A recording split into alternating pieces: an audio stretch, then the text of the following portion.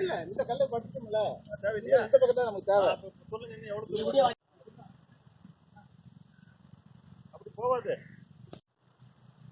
இப்போ நாம் வந்து கிருஷ்ணகிரி மாவட்டத்தில் பர்கூர் ஒன்றியத்தில் இருக்கிற மகாதேவ கொல்லஹள்ளி எம்ஜி ஹள்ளி அப்படின்ற சொல்கிற இந்த பஞ்சாயத்தில் சந்தூர் பக்கத்தில் இருக்கிறோம்.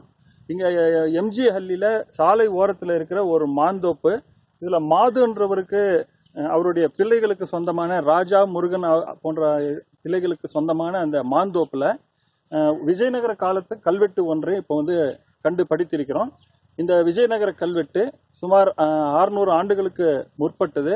அதனுடைய சிறப்பு, அந்த கல்வெட்டில் என்ன செய்தி இருக்கிறது என்ற முழு விவரங்களையும் நமது அருங்காட்சியக காப்பாளர் ஐயா கோவிந்தராஜ் அவர்கள் நமக்கு சொல்லுவார்.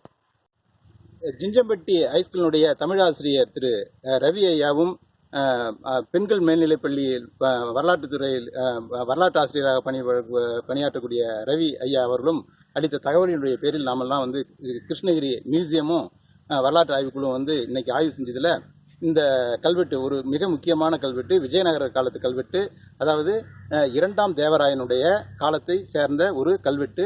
இந்த கல்வெட்டினுடைய சிறப்பு வந்து என்னன்னு பார்த்தீங்கன்னா, இந்த பகுதியில் இந்த ஊர் பேர் வந்து கங்கபுரம்ன்ற ஒரு பேர் வருது, பாரூர் பட்டுன்ற ஒரு இடம் வருது. இந்த இடத்துல வந்து ஒரு ஏரி இருந்திருக்கு. அந்த ஏரியை வந்து புதுப்பிச்சு கட்டியிருக்கிறாங்க. கட்டினதுக்கு அப்புறம் என்ன பண்ணியிருக்காங்கன்னா, ஒரு நாகைய நாயக்கர் அப்படின்ற ஒருத்தருக்கு வந்து இந்த ஏரியை பராமரிக்கிறதுக்காக குடங்கை மானியமா 9 குழி நிலத்தை வந்து தானமா கொடுத்து, இது வந்து சந்திர சூரியர் உள்ளவரை இந்த தானமானது பராமரிக்கப்பட வேண்டும் அப்படின்ற ஒரு மிக முக்கியமான ஒரு தகவல். இந்த ஏரி பராமரிப்பு சம்பந்தமான ஒரு மிக முக்கியமான நாயக்கர் கால கல்வெட்டு.